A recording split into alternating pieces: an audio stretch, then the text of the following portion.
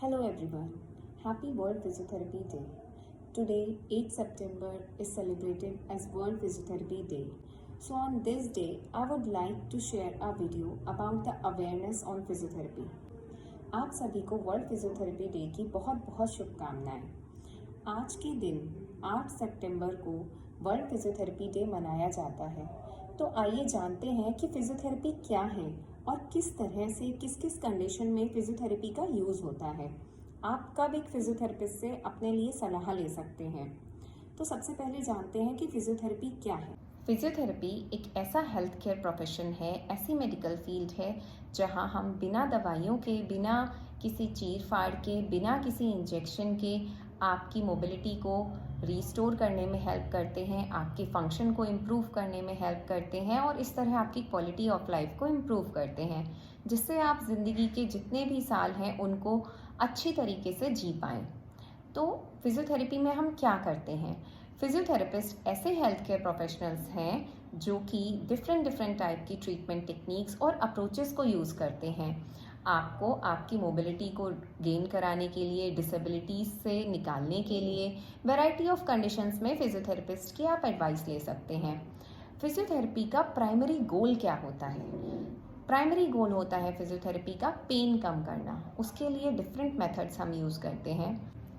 Physiotherapy का एक और इम्पॉर्टेंट एस्पेक्ट या गोल बोलिए तो वो होता है रिहैबिलिटेशन। रिहैबिलिटेशन क्या चीज़ है?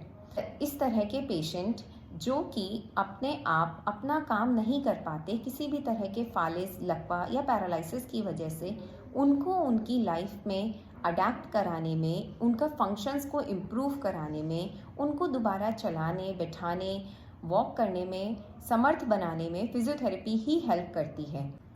जैसे कि पैरालिसिस किसी भी प्रकार से हो सकता है, स्ट्रोक यानी दिमाग की नस फटने के बाद का पैरालिसिस, स्पाइनल कॉर्ड इंजरी यानी कि आपकी रीढ़ की हड्डी में चोट लगने की वजह से पैरालिसिस, टीबी होने के बाद आपके पैरों का काम नहीं करना या आधे शरीर का काम नहीं करना, या दिमाग का या स्पाइन का ट्यूमर यानी कि कैंसर होने की वजह से भी पैरालिसिस हो जाता है। तो ऐसे कंडीशंस में फिजियोथेरेपिस्ट आपको आपका बॉडी की मोबिलिटी को रीगेन करने में हेल्प करते हैं। फिजियोथेरेपिस्ट का थर्ड गोल होता है प्रिवेंटिव केयर। प्रिवेंटिव केयर किस कंडीशंस में दी जाती है?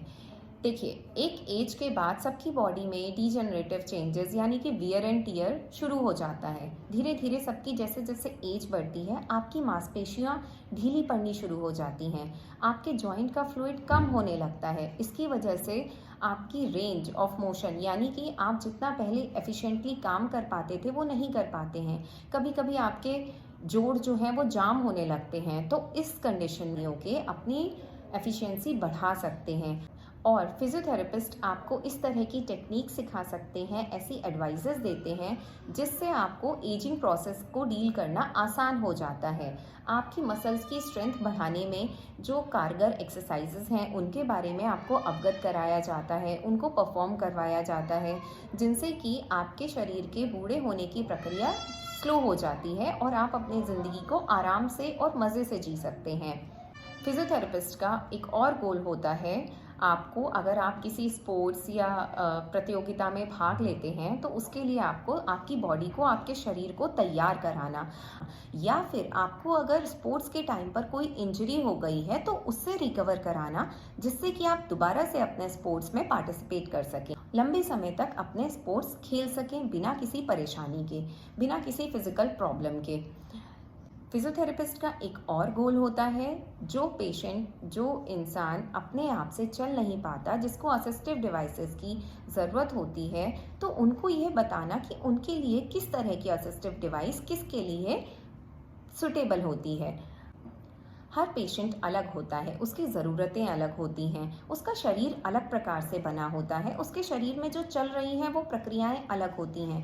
तो उनको किस चीज़ की ज़रूरत है, किस तरह की असिस्टिव डिवाइसेस चाहिए, उनको उनसे किस तरह से सीखना है, इन सब चीज़ों पर भी फिजियोथेरेपिस्ट आपको गाइडेंस प्रोवाइड करते हैं। किन किन कंडीशंस में आप फिजियोथेरेपिस्ट की सलाह ले सकते हैं। इसके अलावा फिजियोथेरेपिस्ट आपको एजुकेशन और अवेयरनेस प्रोवाइड करते हैं, जैसे कि आज के सिनेरियो में, आज के माहौल में इस तरह की जॉब ज़्यादा हो गई हैं जिसमें हमें लैपटॉप या डेस्कटॉप के सामने अधिकांशतः समय बिताना पड़ता है, जिसकी वजह से हमारे शरीर की संरचना अफेक्ट होती है। एक ही तरह से बैठे रहने की वजह से हमारी मांसपेशियां अकड़ने लगती हैं। इस मामले में आपको फिजियोथेरेपिस्ट सबसे अच्छी गाइडेंस दे सकते हैं। ज़्यादातर जो पेशेंट्स में इस तरह के पॉपुलेशन में, इस तरह के लोगों में दिक्कत आती है, वो गर्दन दर्द, कमर दर्द, पीठ दर्द की आती है, या फिर उनके अगर वो कीबोर्ड ज़्यादा यूज़ करते हैं तो हाथों में भी और कलाइयों में भी तकलीफ होती है। आपकी प्रोडक्टिविटी बढ़ाने के लिए और इस तरह के पेन्स को, इस तरह की स्टिफनेस को अवॉइड करने के लिए आप फिजियोथेरेपिस्ट से सलाह ले सकते हैं। वो आपको अवेयर कराएंगे कि आपको किस पोस्चर में बैठना चाहिए, किस तरीके से थोड़ी थोड़ी देर पर आपको अपना थोड़ा सा मूवमेंट करना चाहिए, जिससे कि आपको इस तरह की स्टिफनेस नहीं होगी और आप लॉन्ग टर्म में अपना काम एफिशिएंटली कर पाएंगे और अपनी ज़िंदगी भी बेहतर तरीके से जी पाएंगे। अब बात करते हैं किन कंडीशंस में हम फिजियोथेरेपिस्ट की सलाह ले सकते हैं। ऑर्थोपेडिक कंडीशंस जैसे कि जोड़ों का दर्द, आर्थराइटिस, रूमेटॉइड आर्थराइटिस, ऑस्टियोआर्थराइटिस, किसी भी प्रकार की आर्थराइटिस हो, या फिर टेंडन की इंजरीज हुई हो, आपका टेंडन टूट गया हो, कभी किसी का चारा काटने की मशीन में हाथ आ जाता है, उसके बाद सर्जरी करके उसको रिपेयर किया जाता है, उसके बाद हाथ काम नहीं करता, तो उस हाथ को खोलने में, इन सब चीज़ों में फिजियोथेरेपिस्ट का रोल होता है। किसी किसी का पंजा फ्लैट होता है, वो ज़्यादा देर तक खड़े नहीं रह पाते, या जो ज़्यादा देर तक खड़े रहने वाले लोग हैं उनकी एड़ी में दर्द होने लगता है, तो उनको किस प्रकार के जूते पहनने चाहिए, उनको ऐसी क्या प्रक्रिया अपनानी चाहिए जिससे कि उनको इन सारे दर्द से मुक्ति मिल सके और वो अपना काम अच्छे से कर सके। इस मामले में फिजियोथेरेपिस्ट आपको सबसे बेहतर एडवाइस दे सकते हैं। बाकी न्यूरोलॉजिकल कंडीशंस में फिजियोथेरेपी का बहुत बड़ा रोल है। मैंने आपको जैसे पहले ही बताया, स्ट्रोक के केस में, स्पाइनल कॉर्ड इंजरी के केस में, मल्टीपल स्क्लेरोसिस के केस में, डीएनडी एमएनडी के केस में फिजियोथेरेपी का बहुत बड़ा रोल है। पैरालिटिक पेशेंट जो होता है उसको उसकी मसल्स को दोबारा से एक्टिवेट करने में, उसकी बॉडी को दोबारा से चलाने में, उसके सारे फंक्शंस को रीगेन कराने में, बॉडी को चलाने में फिजियोथेरेपी एडवाइस आप ले सकते हैं। और फिजियोथेरेपिस्ट के अंडर आप अगर ट्रीटमेंट करवाएंगे तो वो आपके लिए ज़्यादा बेनिफिशियल होगा। सेकेंड, कार्डियोपल्मोनरी कंडीशंस हो गई, जैसे कि सीओपीडी हो गई, अस्थमा हो गया, इन कंडीशंस में भी फिजियोथेरेपिस्ट का बहुत बड़ा रोल होता है।